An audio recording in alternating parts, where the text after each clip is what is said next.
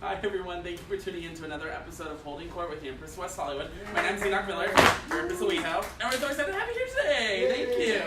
We want to give a special thank you to our producers, GayLifeLA.com, as well as Kings Road Apartment Homes for the amazing space you see here today. And just a quick note, if you guys haven't gotten your tickets yet for Soaked with Impulse Group Los Angeles, it's going to be coming up on the 22nd. Go, it's going to be an amazing pool party up at the Standard, West Hollywood, up on Sunset Boulevard. So much fun. Every year it's a blast. You don't want to miss out. So go to Impulse Group Los Angeles, or you can go to impulsegrp.org and check them out to get your tickets today before they run out, because these things sell out quickly. So get them soon. So thank you, Impulse, for always supporting us. Really appreciate it. And we want to say thank you to our amazing guest, Miss Ella here. Hi. She is visiting us all the way from sunny California here.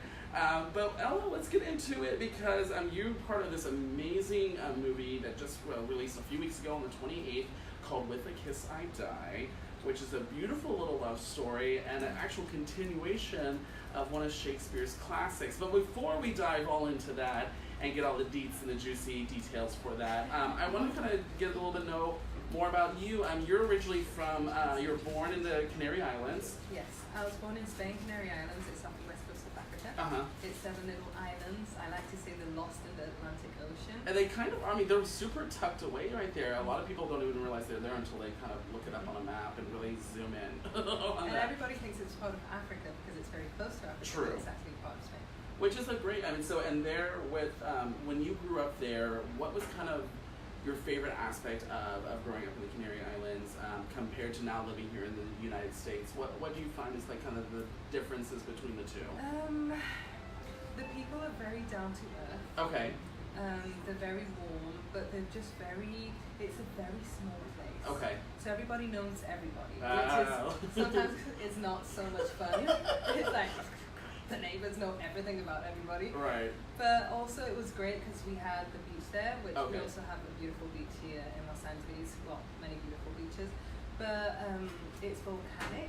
Oh, wow. So the sand is black. Ooh. And it was just very safe. Like, Yeah. being brought up there, it was just very nice going to dance classes and just walking up to school. And so, how old were you before you actually moved away from home and actually set out, kind of exploring the world on your own? Well, the first time I set out to explore the world, I was actually 13. 13, wow. And I used to dance in bars that were very close to my home Okay. in town, and I would always have a bit of cash tucked away. So when I turned 13, I had this itch, and I actually met a guy who I thought I was madly in love with. As everyone does at their 13. And he was in the island right in front of mine, Gran Canaria. Okay. So I told my mother I was staying at a friend's house to study, and I was going to stay there for the night, and I went on a boat, on a ferry trip, Wow. and I went to see him. Ah. And he didn't even see me because he was playing soccer. So that was not cool. So your first adventure was a dud, unfortunately, but at least getting out there. And I let me bring up dancing, because you were your earliest parts of what you were doing and wanting to explore as a young child was ballet and doing dance with that. What kind of inspired you to get into that as a child? Like, was there something you saw, a play or anything like that? So my mother always used to dance with me at home. Oh, fun. And she'd put me on her feet and she would just dance with me, or she would pick me up and dance around the house. But also, when I would wake up to go to kinder, when I was really small, I would always hear on the screen, "You know I'm there, I'm there, you know it." Michael Jackson! Yeah, so I'd always go up to the TV and kiss it and tell my mom, "Mom, I want to be in there." Oh my gosh. So immediately she always said, "Okay, you need to go to dance classes, we're going to get you into performing." So That's fantastic. But unfortunately, it was cut a little short. You did have an accident that you injured your knee and kind of stopped career. You were actually going to the Royal Dance Academy in London too. So what happened there? Like, was it during a performance, or was it just a general accident outside of class? So what happened? I was going too fast. Okay. Apparently the bones didn't have time to catch up with the how fast I was growing. That's Oh, how yeah. the doctors explained it. Yeah, I've heard of lots of kids having that issue with that. Yeah. So then between the knees, there was too much space, and I could. It was just the knee would give in. Oh, it's especially yeah, it was so bad. And especially because I was doing points, it's so demanding on the body. Oh yeah, for sure. Oh my god. And it was so painful. I could not dance anymore. I couldn't finish my exams. Wow. I was the highest. I had the highest scores in the academy for 3 consecutive years, Wow. and I thought that was going to be my career. Right. So it was so upsetting. And then my mother just said, look, you can't dance. The doctor says if you want to actually keep your knees and have knees when you're older, you have to stop dancing. So what do you want to do next? And I said, I want to do theatre. I want to do musical theatre. I want to sing. Which kind of, I mean, that's very similar to dancing. I mean, it's very creative and artistic. So when you said, okay, I'm going to do musical theater, what kind of avenue did you take? Like, did you just go to a random school? Like, where was your next steps for that to get into theater and acting? So there was a school in Spain. It was called the Wing Group, called the International Group. Okay. And this group would go all around the islands and they would perform. So I got to be Marie in West Side Story. I have a range from alto to second soprano. Oh, oof, yeah, get it, girl. That's not easy to do, especially with Marie. And then we did Grease, and it was just being on stage, but it wasn't that demanding ballet. Right. You know? So I could do things. You could dance a little, but not like full on ballet dance. Okay. So and I just, oh my god, I had one moment when I was doing Maria at the end. This was the first performance we did at the auditorium, and they had to shoot Tony. Okay. Right, and I had no idea that this gun was gonna bang so loud because we never set it off when we were rehearsing. Okay.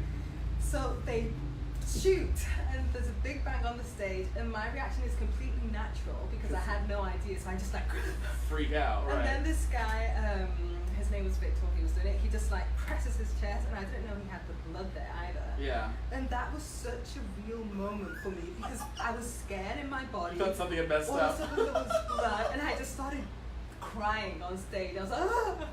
Oh my god. And then I had to sing it, and it was so real. That moment did something. That it just like, whoa, what was that? Wow. So that was great. Leave it in theater to scare the hell out of you. No warning. Oh my gosh, that is too funny. And so during this time though as well, you also did modeling kind of on the side. What kind of inspired you to take on that little career venture? Again, at the same time you're doing acting with it as well. So I had a kind of boyfriend at the time when I was 16. These boys. I know, they drive me crazy. But he used to love dancing, so he would dance at nightclubs. One night I went with him just to support, and they were missing one girl in a contest because a contest was happening in the nightclub. And they asked me to fill in for her. And I was like, okay, I'll fill in. So I called my mother and I said, hey, can you bring me a bikini and some heels? I'm just going to fill in this content. And all I had to do was dance from side to side and then just come out, model, and right. But I got 3rd runner-up, and then I went to the nationals. Oh, wow. And then they scouted me in an agency, and they said, do you want to start modeling? So then I realized how easy it was to earn money, because I would just work one day and I would earn my father's salary for the whole month. Yeah. Oh, and yeah. I'd be able to pay my singing classes and my acting classes. Wow. So it was just, I was like, wait, I just smile and I pose and I'm sitting in front of the camera and they pay me for this. I was like, okay, I'll do this. And then I got to travel around the world a little bit. You've done a lot of traveling, and also you've worked with some pretty impressive labels. You've done MAC, Adidas, Clarisonic, Lancome, Nivea, and amongst a ton of others. What was your favorite aspect when it came to, obviously your passion was music and singing and kind of the theater of everything, but what really inspired the acting and everything? What was your favorite thing about, the modeling, what was your favorite thing about doing that? I think for me it was traveling. Okay. Traveling was great because I come from a very humble family. So if it wasn't for modeling, I wouldn't have been able to travel so much and meet so many different people and so many creative people. Yeah.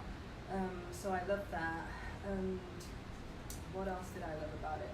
Well, obviously the nice clothes. I'll get really nice clothes and drivers picking me up Yeah. and taking me to sets, and that was very glamorous. Oh, I can imagine, for especially sure. coming from this little town. Yeah. And then later on, I got the opportunity to work as a campaign strategist, creating the campaigns for Diesel. And, Oh, wow. I did Kate Spade too. So we did that worldwide campaigns, 360 campaigns, and then I became the creative behind it and deciding what's this going to look like out in the Wow. world, because I had so much experience in modeling. Right. So that came very easily, and the reason I started doing that is because I wanted to learn how to market myself as an artist. Which is one of the hardest things I think a lot of artists do. They are very good at the creative and the visual and all this stuff with what they're doing with their craft. When it comes to them as a brand, it is so hard for them to get out of that headspace to really put the two into perspective. And so that's really cool that it actually kind of gave you modeling, gave you that life experience, the finances to really support your dream. Do you still do some of it now to this day? Okay. So what's kind of an average week or month for you when it comes to doing your acting, pursuing anything with that, going to calls and getting callbacks with all that, and then also going to a set, getting photos done, all that stuff with that. Kind of what's a day to day for you when it comes to those? So yesterday, for example, I had 2 callbacks, 1 audition, and a self-tape Okay. for acting. So it's always running around. Today I was also running around when I first saw you. I was like, Yeah. I need like Her shoes, amazing shoes, but she is beat to death because of them. Beauty is pain. It is. So it's a lot of fun. There's a lot of running around. There's a lot of having to refresh in between, and just not look worn down. But it's a lot of fun. And for me, for example, I don't do. There's a lot of models that do constant, a lot of works, Right. but they pay less. Okay. So I tend to fish out the big campaigns. Okay. So I do a little less work, but when they pay me a lot. Wow. Gotcha. You know? So it's also, I've also been in the industry for a little longer, so Okay. not your status, but they don't send you out for the smaller things anymore. Yeah, you kind of have a credibility of you. Yeah. You consider you for a big thing. They know you're going to do well, do the job right, and be professional on it, which makes sense. And it's great because you get more money, and then you also have more time to do creative stuff. Yeah. Because I still like to be creative and build other things, so that's nice. But now, especially, it's getting really busy because I just signed on with my first really big management company. Oh wow. So I'm really excited about that. So now everything is very busy. And They're gonna be sending you everywhere now. Yeah. Which makes sense. Yeah, I'm really excited. That's awesome. Well, but I'd like to talk so because you're now doing a lot more film stuff with your acting career. Instead of doing more of the theater side, what do you like more about stage or like being on in front of the camera? What are the differences you like about the two, and why do you like one more than the other? Okay, I don't know if I like one more than the other. Okay, so they're pretty much the same, which is good. They're incredible. What I love about the stage is the moment before you go on, when you have to be rushing and finding your clothes and just putting them on. Yes, you just have like so little time to put those clothes on and to change your hair and like change the makeup. Right. That's what I used to love about being on stage and Okay. performing.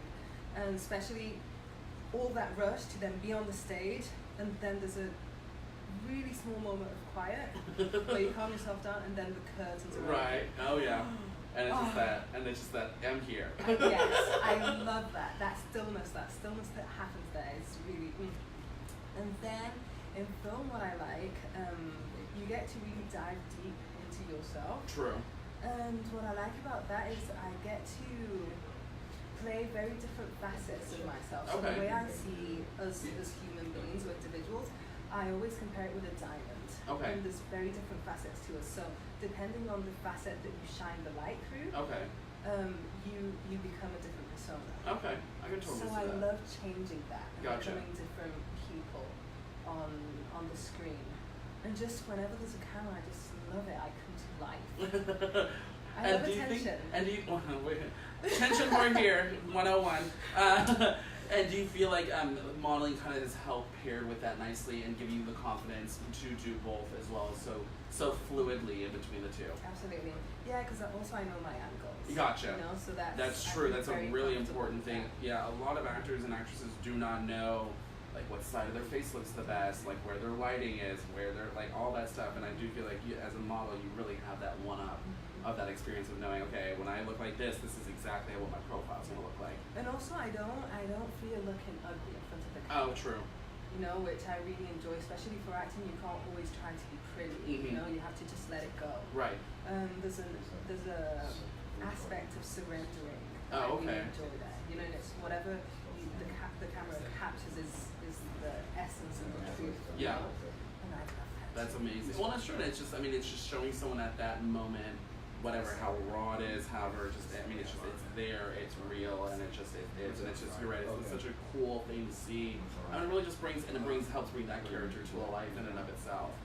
You've done some really cool, different stuff. You did, back in 2013, you did a movie called Ishmael, which is basically about a son trying to find his father. And then after that, almost next year, you did No Snakes in the Garden. And that one was a little bit similar to kind of With a Kiss I Die. It's very much like a love and heartbreak story of like tragic romance.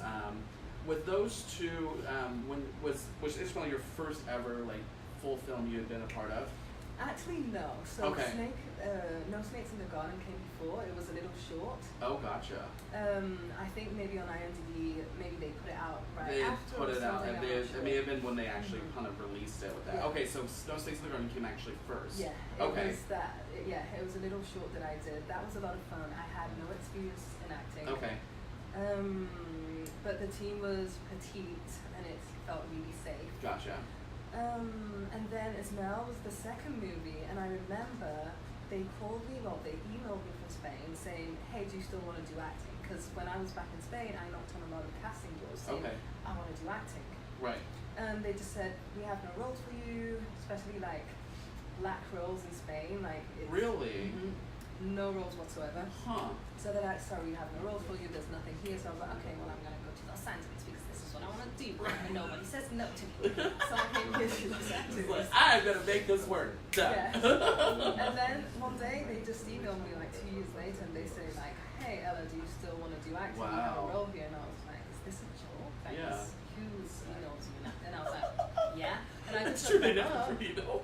I just looked them up and it was an actual management company. Wow. And all these things. So I was like, yeah, I'll totally like audition. So I sent a self-tape and I had to audition. I had to do it the next day. And I needed a Spanish-speaking person. And the friend that was going to do it with me, who promised she was going to do it, she couldn't do it last minute. So I had this American girl trying to speak Spanish. We self-taped. It sounded terrible. And I had to send it through. And I just started crying. I was like, this isn't my opportunity. They're not going to get me. This is terrible. And then I just realized, oh my God, this is my character. And I put the camera on again and I just did it by myself and I just timed the response in my head. Yeah. And I sent it through and I was like, I think I got it. And then they answered and they said the director wants to meet you. Wow. And I got a check like the week before or something, and it was just enough to pay my apartment. Oh wow. And I was like, okay, do I pay the apartment or do I go to Spain? Do I pay the apartment or do I go to Spain? I was like, you gotta go to Spain. So I went to Spain, I met the director, I auditioned for him, and I said, look, I understand the character, this is kind of my father's story. Yeah. And I got the movie. Wow, that's fantastic. So, No Snakes in the Grass first, and I mean, it's still just so amazing with that it was just kind of like how all this worked out with that. Now let's get to With a Kiss I Die, because this is a very intense. I'm going to kind of read everyone the prompts. They kind of know what it's about, so they can kind of get the kind of the full scope. So it's filmed. Stunningly filmed, by the way. I mean, the visualization on all of it is, I mean, so pretty. It's all done in Greece, in the beautiful islands of Greece. The movie is a dark love story about Juliet Capulet, from Shakespeare fame, who is forced to live for all eternity, knowing that her true love died in her arms nearly 800 years ago. Broken and numb, she meets a young woman who captures her heart again and teaches her that love and loss are all part of life, and that a life without love is no life at all. And this is what I really like about the whole thing. It takes something that everyone is so familiar with, but really puts a crazy fun twist to it, and something that you would never expect. How did this script come across your table, and like how did you kind of get introduced to this? Okay, so I actually knew the director from before. Okay. But the script came to me because the cinematographer was supposed to read it, and he's dyslexic. Okay. So he said to me, "Do you mind reading this and telling me what you think about it? Should I work on it? Should I not work on it?" So I said, "Okay, I'll read it." And I read it, and I was like, "This is actually a really interesting story." And I asked him, "Do you mind asking Ronnie, the director, if I could produce it?" And he said, "Okay, yeah, I'll ask him." He's a jerk. And then he comes back and he says, "You're gonna audition for it." I was like, "No, I want to produce it." Right. And he says, no, just audition for it. And I didn't want to, because when I did Ismael, it was my first really big job. And I didn't realize that I was a method actor, because I always did musical theatre, but I never really dove into the just character. acting. Yeah. So it was hard for me to come out of the character. Gotcha. So I got really scared, so I was like, I don't want to do acting anymore. Mm-hmm. So I was like, no, I'll produce it, and I'll build myself like that. Yeah. Like that. So he said, "Do you know what? Just do it. In the future, you might want to do acting, and it's really good just to get another audition in. It's just practice for the future." Right. Okay. And I was like, okay. And I auditioned for it, and then Ronnie called me and says, "Do you want the role?" I was like, okay. You're like, fine. And it actually wasn't originally written for a female love story. It was kind of like continuing the same thing as Romeo and Juliet. It just she ends up falling with another guy, and so now. And I don't think he even thought about making it a black Juliet or anything like that. Well, I and think that it just happened. Yeah, and I think that's what's so cool about it. It really takes everything everyone expects normal about this story and really shows no, it's actually just kind of very everyday and simple. It just happens to be about vampires, just a little bit. And so kind of, I'll just kind of break this down a little bit. So the whole love story, obviously Romeo and Juliet story, is based off of Juliet, your character. She ends up, right as she's taking that poison, ends up like getting, so stabbing herself. Yeah. She ends up meeting George, who plays, Father. Yeah, it's just called, he's just Father. Who's kind of this kind of, not king, but I mean kind of the head of that family of vampires. He finds you, rescues you, basically, but it's pretty much tortured you to now be alive without your lost love, Romeo. And you go 800 years kind of in this haze of being a vampire, going through the motions, doing it all, and then you run into the actress plays Paige, whose name is Farron. And Farron, let's talk about the dynamic between how they meet and kind of what inspires that connection in the story. So Juliet has always been looking for Romeo because she wants to die beside Romeo to keep the promise of them dying together. Oh wow! So because Father took her away, she can never do that again. Exactly. Wow.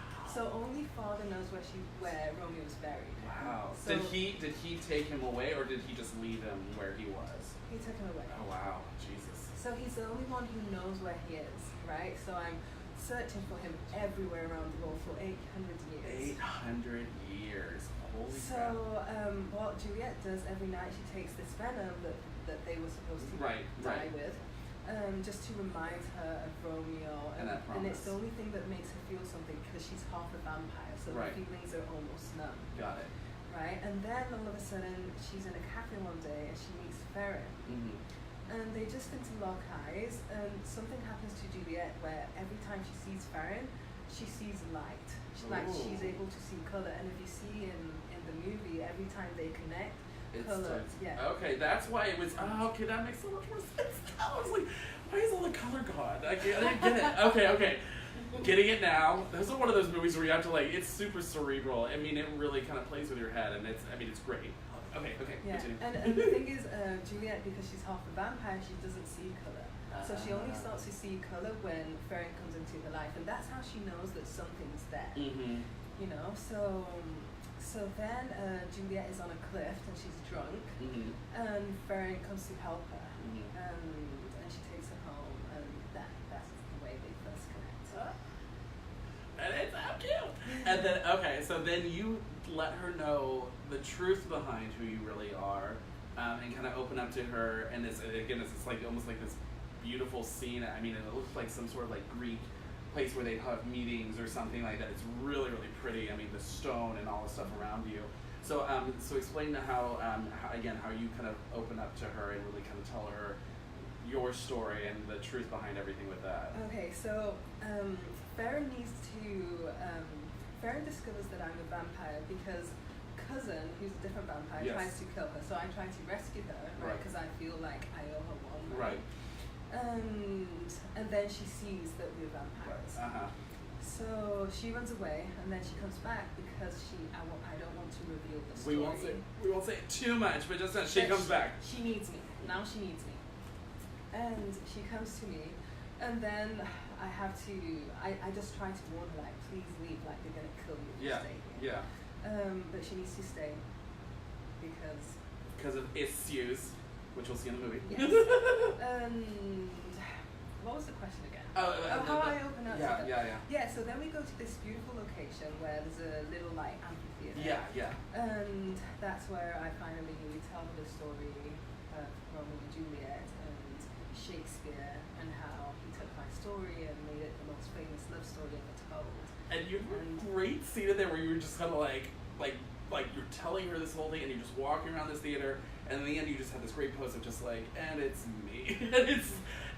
Such visual. I mean, your cinematographer was spot on with all of this. It's so great. He's amazing. Absolutely stunning, and and a lot of these shots, like from you sitting on the ledge, and you guys on the roof, like there's just this great kind of iconography with everything. It's fucking Greece. I mean, it's beautiful. From all these different sets and locations and kind of moving around the islands there, what was your favorite part about the different shots you got to shoot? Was it more the visualization, or just kind of the fact that it gave kind of this fun history behind everything? So I think one of the very special facts about the movie is that it was all shot sunrise and sunset. Oh, okay. So it gave us very little time to shoot, so we had to get everything right. And, wow. So that was very inspiring because we keep seeing all these sunsets, and it was very magical. And also just being in these beautiful locations with so much history, that's where theatre started, yes. And you're actually there, creating this film. And Santorini was spectacular. Oh my god. And there was one shot where a huge cloud came in, and you can't pay for that. You can't tell the clouds, hey, what, just like just be here this time. No, just like and it was just so like everything just happened, like the synchronicities made the movie so beautiful. And you guys got some other really cool shots, like the shot of you and Father when he finds you is really, I mean, it's actually kind of like intimate and in a very sweet way, but also it's scary because again he's having you drink his blood and it's like pouring water all over, and it's a little kind of creepy but really kind of sweet at the same time. There's also, we were talking about this earlier, there's an amazing scene of you and Juliet in the restroom. Of me and Farron? Yeah, I mean, sorry, Farron. Juliet. She is Juliet. You and Farron, sorry, in the restroom. And so you were telling me a little bit about it, so I'm just going to set the scene. So basically, you grab her, throw her against the wall, punch the wall, but something happened when you guys were shooting this. Yeah, this was a very fun scene. I was supposed to get very angry. And I don't know if the wall was just an old wall or what happened, but I push her, and of course you're pushing her, you're careful and so you're not really like hurting her. Yeah, exactly. But I hit the wall, and I actually broke the wall. I broke a huge hole in the wall, and everybody's like, Juliet! I was like, oh my god, I think I actually have vampire power right now. So that was a lot of fun. She was channeling that vampire rage and it broke a wall. Complete hole in the wall. That is, I mean, it's too funny.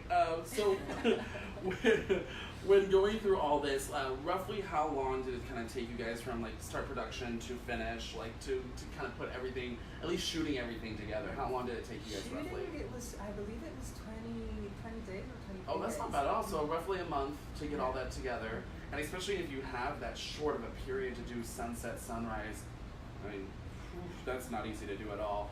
So you kind of go through that. Do you guys kind of see a rough draft before they start really editing, or you guys kind of kept in the dark a little bit until as to how they're going to kind of complete it all? I got to see a little bit of it. Okay. Very little.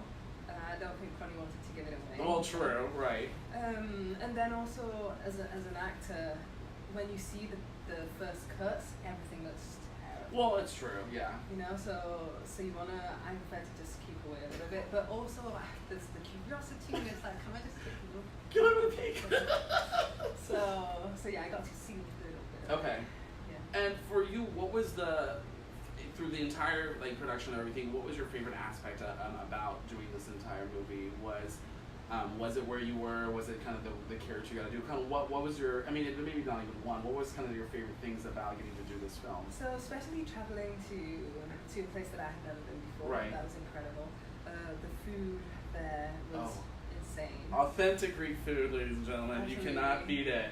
And also the crew was really cool. It was a really young, fun crew, and it felt like we were in summer camp. Oh, really? So That's that even was better. a lot of fun. So it was just a lot of playing around. My character, just because she was so in the dark, Right. and, in the dark Brooding side of and everything. sad and upset. Okay. So I don't really get to enjoy the people that much. I'd always have my headphones on because I always do playlists for my characters. Oh, okay. And I'll just stay there. But yeah, being somewhere, just having the people around and seeing what they were doing and having that life around you is really nice. Right. I think that was. That's fantastic, and especially location-wise, in the ways. I mean, you'll see from just the visual and everything. It's just I can't get over it enough. It's just you can't beat views like that. And really, I like the point you made. The fact that so much storytelling and theater in itself was created there and in so many different places in Greece. And it's very much the heart of theater and storytelling for people kind of giving these amazing performances. So it's really cool that you got to do all that. For you as an actress and kind of taking what you want to do as your next steps for what comes after, what kind of, you've done now 2 really big kind of film roles, what kind of are you looking at now to move as the next step for you in your career with this? I love being in front of the camera, Okay. so definitely TV, film. But I see myself, this is what I would like, I see myself fighting like a superhero. Okay. And I don't mind if I'm the antagonist, I can be the bad guy too. I love being the bad guy. The bad guy badass, I love it. Yeah. But I see I'm a very athletic person. I've always done dancing, and I've always done sports. So I see myself doing athletic roles, fighting roles or things like that. Is there any role you have in mind that you would if you could say, Blue Sky, if someone were to create a movie about XYZ, I'd love to play this role. Do you have a couple in your mind? I do, but I never give that away. Okay. I feel like if I do, it won't happen. That's I feel true. like I have to keep that don't say it and just hold on to it, keep it close to your heart, and if but it I will comes, say it comes. this. Before I did Juliet, I bought this beautiful necklace, and you're supposed to put perfume in it. And for some reason, I was like, I want to put blood in this. I've seen those though. I've actually seen when they do necklaces that have vials, or they'll be made up with something that has blood inside. Yeah. So I was like, I want to put blood in this. I don't want to put perfume. I feel like everybody puts perfume in. Yeah. And my friend at the time who was here, he was a beautiful, handsome Egyptian guy. He would run to my house and he would bake bread in the morning and run to my house with the bread. And it would come and it would be so warm. And I would just cut it, put some butter on it and eat it. So he was madly in love with me and he said, I'll give you my blood. And I was like, oh, okay, that's fine, I have volunteered. So he actually went and he took some of his blood and he put it in my necklace. Wow. So for a while I walked around with my blood necklace, right, with my vow, and I was like, I'm so cool and so badass, And then when I did Romeo and Juliet, when I was preparing for With a Kiss I Die, I already had the necklace. Oh, that's so I cool. felt like it was meant to be. I was like, oh my god, how do I prepare for this role? Okay, put the necklace on. Start your music playlist, and then I like to also go shopping for clothes or find what my character's gonna wear. Yeah. Enhance everything, and it was just meant to be, I feel. Yeah, and like Julia really has like a very fun style about her. I mean, she's kind of, it's just obviously very confident, very secure, but it's this kind of, it's almost not necessarily whimsical, but it's just this very fun, flowy. She's always looks sharp, but she's always got a little aspect of softness to it. Just a smidge that kind of shows that she's still, like I said, she's still slightly human in all of it. Yeah, I think she's a bit vintage. Vintage, ooh, And I that's, like that. I had this jacket, and when I saw this jacket, I was like, this is Juliet. And I prepared, oh my god, I did not take that jacket off for probably the month before and the month that we filmed. I did not take that jacket. Well, I had to take it off in Greece because I told Ronnie Khalil, the director, that I wanted to actually wear the jacket.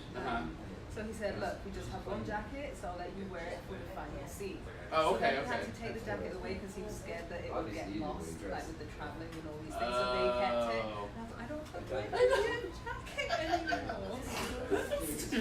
Well, it's an honest, and was it kind of like a little bit of a good luck charm in a sense with like just, it was what you had used to prepare, so you're kind of like, it's your character's good luck charm for that. Yeah. And also because you just like put the sleeves up and it's leather, so it looks like you have muscles, so it just made me feel very strong. You know? It just kind of got you ready for that. It's so cool, and I love when method actors kind of really talk about the different aspects of what they do, because it's always vastly different as to how each one prepares, what they're not like triggers, but what it like helps them trigger into that character. And it's so like interesting to hear you talk about that.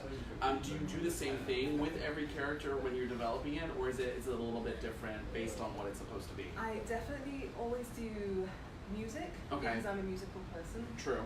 So, and also like if I know what they hear, like music changes everything inside of you. It can make you sad, it can make you happy, you know, it can make you flow through so many different emotions. Right.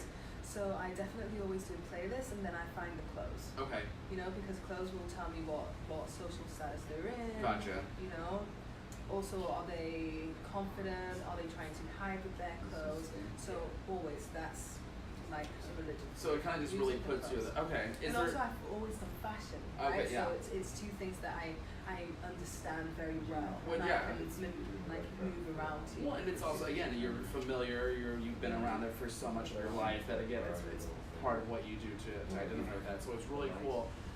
For you personally, playing a role, playing a lesbian role that obviously, I mean, you do not identify as lesbian, but playing a role like that, how do you get in the mindset of doing something like that? Because again, it's just obviously well, we'll talk because we did mention this just briefly. But so have you ever had an experience with another girl outside of just the movie itself? Yes. Yeah. She kissed a girl and she kind of liked it. Just a little. I kissed a girl and I liked it. When I first came to LA, I met this beautiful girl. And I thought she was a lot of fun. She was super intelligent. She was strong, and I just thought she was beautiful. Yeah. And I thought to myself, am I attracted to this girl? Like, what is it about her that I like? And I said, you know what? You never say no to things. I don't believe in shutting things off because society says, oh, you have to be with a woman or you have to be with a man. You know, I don't really think that way. Especially as an artist, I think you close down your creativity and what your body is trying to experience. So I let myself experience, and I went out on a few dates, and then I was like, oh my God, she's the love of my life. And I fell in love with her. Yeah. And I never closed the door to it, you know. And then it broke off. It wasn't the thing for us. And then it never happened again. Yeah. And then it just never happened again. And I really love this story and this story really does a really good job about not being a lesbian love story in your face like that. It's really just about two people who find each other, that find that they're kind of meant for each other in a way.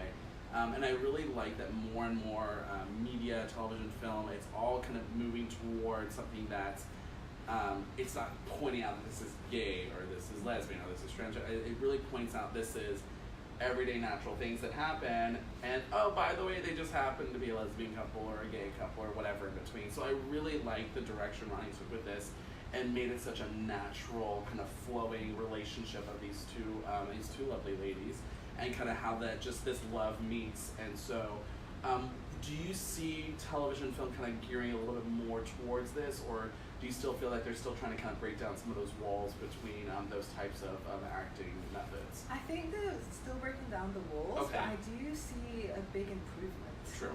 Especially like Orange is the New Black. Oh, definitely. Oh my gosh, that I was love that show. that is show.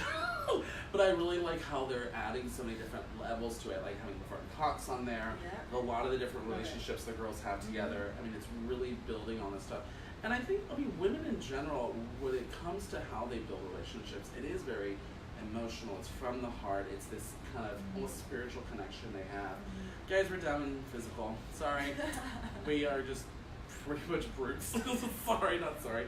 But I mean, I really love how it just kind of, it's been playing out this beautiful love story. And it really, honestly, I think it's a lot prettier than the Romeo and Juliet story. It seems a lot more, I feel like it's a lot more natural. And so, sorry. No, and also it just makes sense. Like if Juliet has lived for 800 years, do you think she's not gonna? First of all, this is somebody who's not gonna die. Yeah, right? exactly. So you're gonna try to experience anything and everything, right? Yeah. Like you have nothing to lose. Right. You know, so it just makes sense that she would fall in love with a woman. Mm-hmm. You know, but also I think she's wise enough in her soul because she's lived so long that she's not just gonna date anybody. Right. She's gonna date somebody special. Right. You know, Exactly. who she clicks with.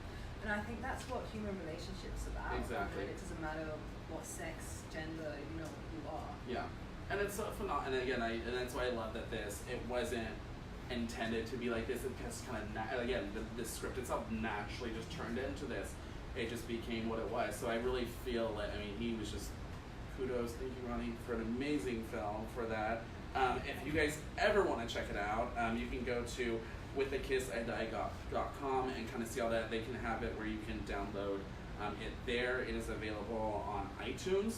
You can go click on the link in there they have it on where to go watch it, as well as Comcast, Spectrum, Cox, DirecTV, Dish, Verizon, Frontier. So there's a shit ton of places you can get it. So there is no excuse for you not to be able to get connected to this amazing film. What is I always like to ask people this, what is one piece of advice you could give to any younger individual looking to branch out into music, dance, theater, or modeling? Kind of what's something either or that you could even wish you told yourself when you first started out? What's just a fun little piece of advice you could give out there? Well, first of all, I would say, and I think this is the most important advice, don't focus on having a relationship, especially in this time. Mm-hmm. Like, focus on your work, and once that happens, everything else will open up. Because I feel like we lose so much time trying to find the person, like the boyfriend, and all these things. And look, have a boyfriend. I'm not telling you not to have a boyfriend or a girlfriend. It's totally fine. But I think you just need to be really focused and also be a detective. So go on IMDb Pro and investigate who's working, who's managing them. Yeah. And I personally, I'll call Dino. Oh, okay. I'll investigate if somebody, or if I hear somebody talk about somebody and it's like, they're talking really great about this person. And it happened to me recently, and that's how I connected with my management. Oh, wow. I was talking with this girl at a dinner, and this name came up. And for 2 days, this name kept coming to my head. And I was like, who's this person? And how do I meet them? It keeps coming to my head, and I investigated a little bit, and they're working exactly with the people who I wanted to work with. Oh, fantastic. And then I think there's no barriers. You just go for it, and if you get a no, you just go for it again. And go for it again, and go for it again. And look, I started doing modeling and, dancing or the industry when I was very young. It's not something that's going to happen fast. Right. It does for some people, but also, and I know this sounds cliche, but it's about the journey. You learn so much along the way, and you learn so much about yourself. And then when things start to happen, it just makes sense because you have gathered all these puzzle pieces, and you can now present yourself to the world and have something to share with them. Fantastic. And I really like what you said about the fact that it's so true. A lot of people take the negatives and throw them away, and it's like, hold on to those, because those are another lesson for you to learn to help build on you. So I really like that you pointed that out. Well, I want to thank you so much for being with us today. You were absolutely stunning and fantastic. So amazing having Ella here with us. Can I say thank you? Oh, of course. Yeah. Okay, so I just want to say thank you to my director, Veronica Lil, to my cinematographer, Jorge Valdeziga. Yeah, she says it so much better than I do.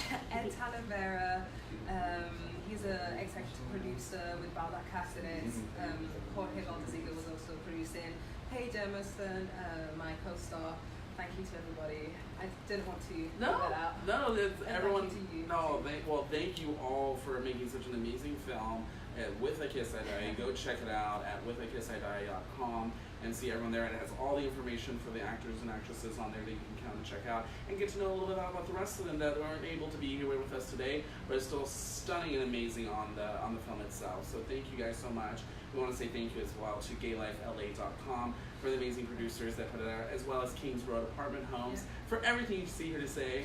Thank you guys so much for tuning in, and we'll check you out next week. So have a great week, and we'll see you then. Bye.